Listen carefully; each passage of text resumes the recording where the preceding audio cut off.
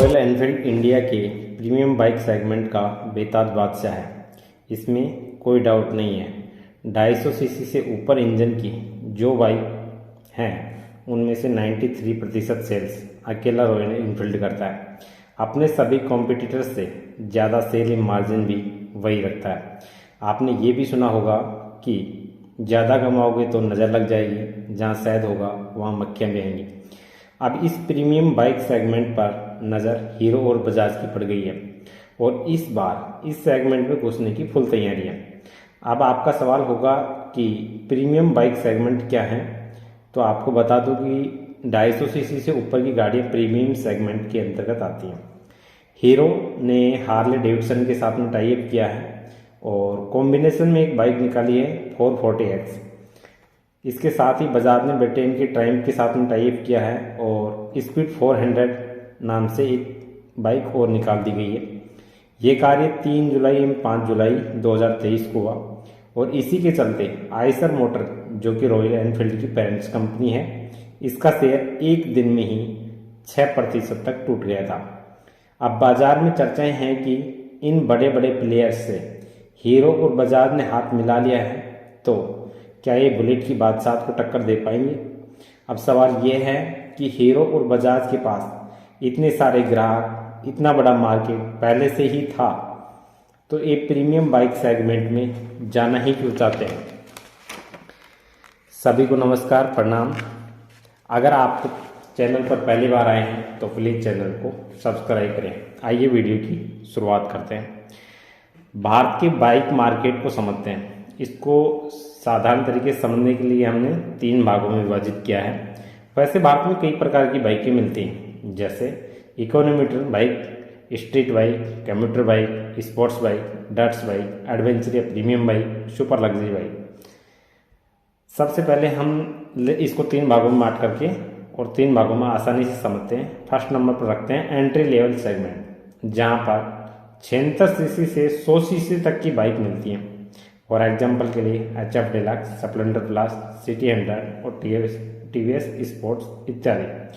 2018 में इसका market share था 59% था। दूसरे नंबर पर आपने आती है कम्यूटर बाइक। इस सेगमेंट में हमने 110 सीसी से 150 सीसी तक की बाइकों को रखा है और उदाहरण के लिए होंडा लीवा, पल्सर, अपाचे इत्यादि हैं। 2018 में इसका मार्केट शेयर था 26%। थर्ड नंबर पर रखा हमने प्रीमियम बाइक। इस सेगमेंट में 150 सीसी से ऊपर की बाइक को रखते हैं और 2018 में इसका मार्केट शेयर था 14% प्रीमियम बाइक का। 5 साल बाद यानी कि 2023 में ये आंकड़े किस प्रकार से बदले हैं, आइए देखते हैं। पहला जो हमने एंट्री लेवल लिया था उसका 2018 मार्केट शेयर था 59%। ये घट करके हो गया है 8% घट करके 49% रह गया। सेकंड नंबर पर जो मिडिल लेवल पर लिया था हमने कम्यूटर बाइक्स को, उनका मार्केट शेयर 2018 में था 26%। उनका 4% बढ़ करके 30% हो गया। और थर्ड पर रखा है प्रीमियम बाइक को, जिसका 2018 में मार्केट शेयर 14% था। आज 2023 में इसका मार्केट शेयर 18% हो गया। इसका मतलब ये हुआ कि एंट्री लेवल बाइक से लोगों का रुझान कम हुआ है और प्रीमियम बाइक एवं कम्यूटर्स बाइक की तरफ ज़्यादा गया है।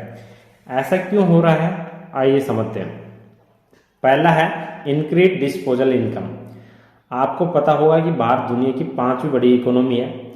इससे प्रति व्यक्ति आय बढ़ रही है, लोगों के अच्छे पैकेज हो रहे हैं। तो भाई सीधी सी बात है, जब पैसा होगा तो सभी अपने आप को अपग्रेड करते हैं, घर से, कपड़ों से, गाड़ियों से। तभी तो एंट्री लेवल बाइक को छोड़ करके प्रीमियम बाइक सेगमेंट की बाइकों को अपना रहे हैं। सेकंड नंबर पर है लाइफ स्टाइल में चेंज। पहले लोगों की सोच थी सादा जीवन, उच्च विचार, कम खाओ, कम खर्च करो, भविष्य के लिए बचाओ। आज के लोगों की सोच है yolo, you only live once, जी लो, जिंदगी ना मिलेगी दोबारा। और थर्ड नंबर पर आता है अपना ब्रांड डिमांड। ये ब्रांड डिमांड का कीड़ा लोगों के सर चढ़कर बोल रहा है। अब हमें छोटी मोटी बाइक नहीं चाहिए, हमें टेक्नोलॉजी में एडवांस चाहिए, अच्छे फीचर चाहिए। इसी चीज़ को अगर आप 4 व्हीलर में भी देखोगे तो हैचबैक कारें जैसे कि अल्टो, क्विड, सेंट्रो, इनकी सेल डाउन जा रही है, जबकि एसयूवी की डिमांड बढ़ रही है। बाइक्स में एंट्री लेवल घट रही है और प्रीमियम बाइक्स की डिमांड या सेल बढ़ रही है।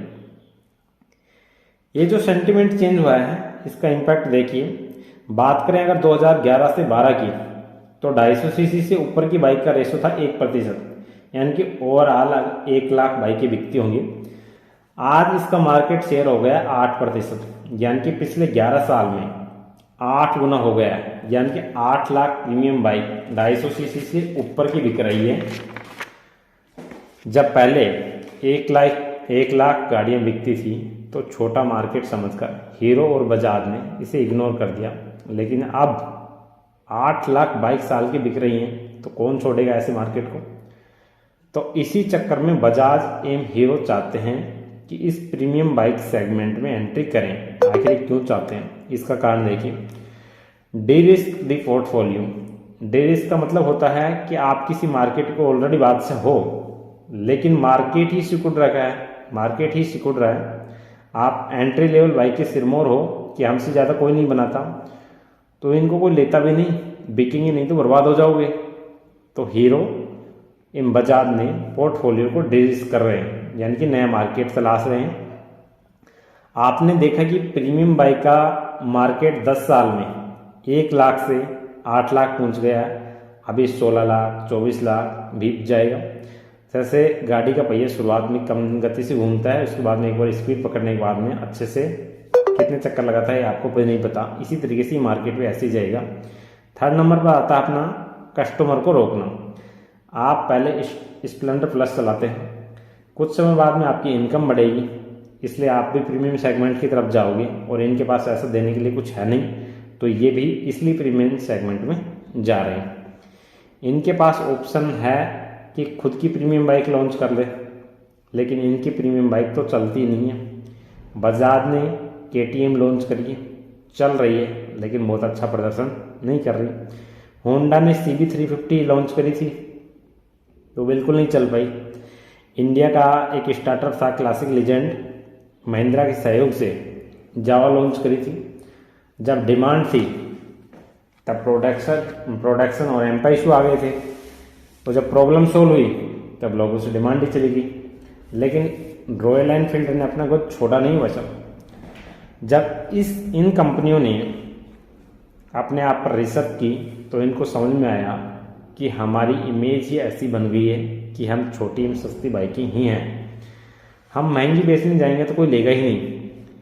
ये वही वाली बात हो गई जैसे मारुति की 15 लाख की गाड़ी भी बेचे तो बोलेंगे जब 15 लाख देंगे तो मारुति थोड़ी नहीं, मारुति को इसीलिए नेक्सा लाना पड़ा था। तो इन्होंने भी सोचा कि हमारे नाम पर प्रीमियम में कोई पैसा दे नहीं रहा, क्योंकि 250 सीसी से ऊपर के जो प्रोडक्ट बिकते हैं वो ब्रांड के नाम पर बिकते हैं। बंदे को फील आना चाहिए कि मैं रॉयल एनफील्ड चला रहा हूँ, हार्ले डेविडसन चला रहा हूँ, ट्रायम्फ चला रहा हूँ। ये जो ब्रांड वैल्यू की एस्पिरेशन वैल्यू है, बंदा अगर कहीं जाए तो उसको 4 लोग देखें, ये एस्पिरेशन वैल्यू होंडा और हीरो में और बजाज में नहीं है। इन्होंने सोचा कि अपने दाम पर तो बात बनेगी नहीं, अपने दम पर बात बनेगी नहीं तो कुछ और ट्राई कर लेते हैं। तो हीरो ने हार्ले डेविडसन की तरफ हाथ बढ़ाया और बजाज ने ट्रायम्फ की तरफ कि भाई आ रहे हो क्या। तो हीरो एवं हार्ले डेविडसन दोनों ने मिलकर एक नई बाइक लॉन्च करी जिसका नाम है X440, और बजाज ने ट्रायम्फ मोटर के यूके के ट्रायम्फ मोटर के साथ में एक मिलकर नई बाइक लॉन्च करी जिसका नाम है स्पीड 400। ऐसा करने से इंडियन कंपनी को तो बेनिफिट है। इंडियन कंपनी को क्या बेनिफिट है, इनकी इमेज अपग्रेड हो गई है। साथ में हीरो अब छोटी मोटी कंपनी नहीं रही, हार्ले के साथ में टाई अप है, इमेज अपग्रेड हो गई है। सेकंड, प्रीमियम बाइक में एंट्री हुई है तो मिड लेवल यूजर को भी उनसे कुछ ना कुछ फ़ायदा होगा। और थर्ड, इसका इम्पैक्ट ये होगा कि एंट्री लेवल यूजर को भी ये 2 ऑप्शन दे पाएंगे, या तो भाई तुम एंट्री लेवल में चले जाओ या हमारे पास प्रीमियम भी है इसमें आ जाओ। अब सवाल ये है कि इंडियन कंपनी को तो फ़ायदा था लेकिन हार्ले क्यों मानी ट्रायम्फ क्यों बेच रही है सस्ता, तो एक बार मार्केट शेयर पर नज़र डालिए। भारत में 250 सीसी से ऊपर की गाड़ियों का मार्केट शेयर सेकंड नंबर पर आता है होंडा 4% पर। ये जो ट्रायम्फ मोटर के साथ में टाइप किया है बजाज ने, भारत में मार्केट शेयर है इसका 0.14%। और भाई साहब हार्ले डेविडसन की तो बात ही ना करो, इसका भारत में मार्केट शेयर है 0.04%।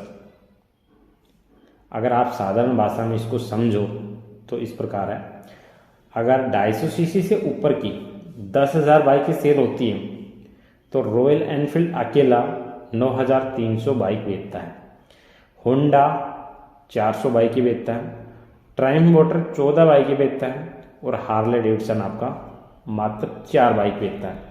अब इंडियन यूजर को तो फ़ायदा हुआ इससे, इनको क्या बेनिफिट है आपको समझ में आ गया होगा कि जो आपको ग्राफ दिखाया गया है इससे इनकी गाड़ियाँ नहीं बिक रही थी, और गाड़ियाँ नहीं बिकने का कारण है इनका गाड़ियाँ बहुत महंगी होना, क्योंकि ये सुपर लग्जरी बाइकें हैं। हार्ले डेविडसन का पोर्टफोलियो है 17.5 लाख से 40 लाख तक की गाड़ियाँ बेचता है, और ट्रायम्फ मोटर का पोर्टफोलियो है 8 लाख से 22 लाख तक का। इतने में तो 2 BHK का फ्लैट और कार ले लेते हैं इंडिया वाले। हार्ले और ट्रायम्फ के पास मार्जिन तो खूब है, लेकिन वॉल्यूम नहीं है, कस्टमर नहीं है। कस्टमर के लिए प्राइस पर काम करना पड़ेगा। तो इन्होंने सोचा कि हीरो और बजाज से टाइप करते हैं, वे प्राइस के ऑलरेडी मास्टर हैं, और लोकल रीच भी हमें बहुत मिल जाएगी, डिस्ट्रीब्यूशन का भी फ़ायदा मिल जाएगा, और उनकी इतनी बड़ी डीलरशिप हैं वो हमारे काम आएंगी, हम देश के कोने कोने तक पहुंच जाएंगे बाद में। तो क्या रॉयल इनफील्ड इतनी खतरनाक चीज़ है कि इसको हराने के लिए हीरो, बजाज, हार्ले डेविडसन और ट्रायम्फ सबको आना पड़ा? सर आपको बताया था ना कि 250 सीसी से ऊपर की बाइक 93% अकेला रॉयल एनफील्ड सेल करता है। मैंने शुरुआत में आपको बताया था कि जो टोटल 18% प्रीमियम शेयर था ना 150 सीसी से प्लस वाला ऊपर बाइक वाला, उस सेगमेंट की 40% गाड़ियाँ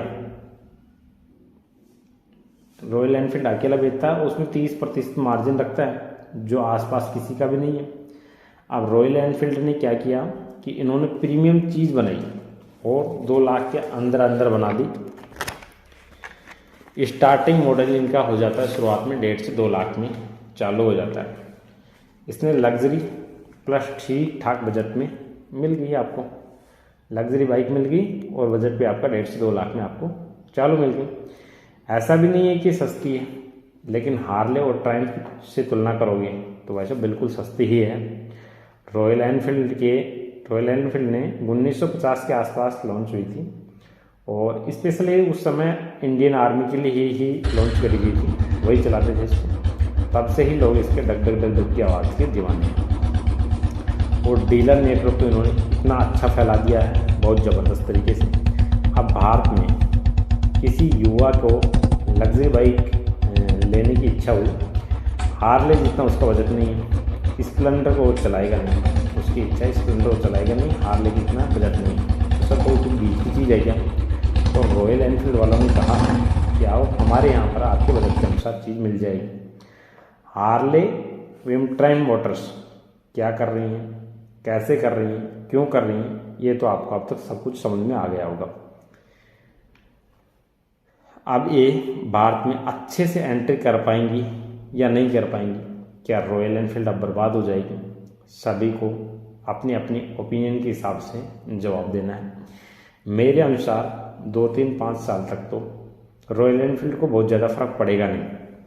भारत में प्रीमियम बाइक खरीदते हैं अधिकतर युवा, और इनके दिमाग में अगर X440 को लेकर के हीरो वाली फीलिंग रही, यानी क्या रही यार ये तो हीरो के साथ मिलकर हीरो जैसी कुछ चीज़ बना दी होगी, तो इनकी हार्ले वालों की ये बाइक भी चलेगी नहीं। अगर उनकी फीलिंग हार्ले डेविडसन वाली रही तो ये ज़रूर चल जाएगी। और वही बजाज के साथ ट्रायम्फ मोटर का भी यही इशू है, अगर उनके युवाओं के दिमाग में बजाज वाली चीज़ें रही तो ये नहीं चल पाएगी, और अगर ट्रायम्फ वाली चीज़ें उनके दिमाग में आई कि ट्रायम्फ मोटर्स है तो ये बिल्कुल चलेगी। लेकिन रॉयल एनफील्ड को एक चैलेंज तुरंत मिलेगा, प्राइस चैलेंज। रॉयल एनफील्ड की बाइक 1.5 से 2 लाख की रेंज में चालू होती हैं और हार्ले और ट्राइम्फ ने भी 2 से 2.5 लाख रुपए की रेंज में गाड़ियाँ मार्केट में उतार दी हैं। अब रॉयल एनफील्ड कंफर्टेबली प्राइस नहीं बढ़ा पाएगा। अब इसमें क्या है कि प्राइस वॉर चलेगा। अब अगर रॉयल एनफील्ड प्राइस बढ़ा करके 2 से 2.25 लाख कर देता है तो जनता सोचेंगे 20-25 हज़ार दे करके हार्ले ट्राई कर लेते हैं, ट्रायम्फ ट्राई कर लेते हैं। अब प्राइस वॉर में फंस गए हैं रॉयल एनफील्ड वाले बहुत ज़्यादा। प्राइस बार छोटी गाड़ी में देखने को आपने मिलता था पहले 70-80 हज़ार वाली गाड़ी में देखिए 2-3 हज़ार पर अपने चॉइस बदल जाती थी कि पहले अपना HF डिलक्स ले रहे 3 हज़ार देकर के 4 हज़ार देकर के फालतू प्लस स्प्लेंडर प्लस ले लेते, या 20 से 25 हज़ार में चॉइस बदलेंगे लोगों की। आप भी उन्नति करो, अपग्रेड करो, प्रीमियम खरीदो, प्रीमियम जियो। अगर आपको जानकारी अच्छी लगी हो तो प्लीज़ चैनल को सब्सक्राइब करो।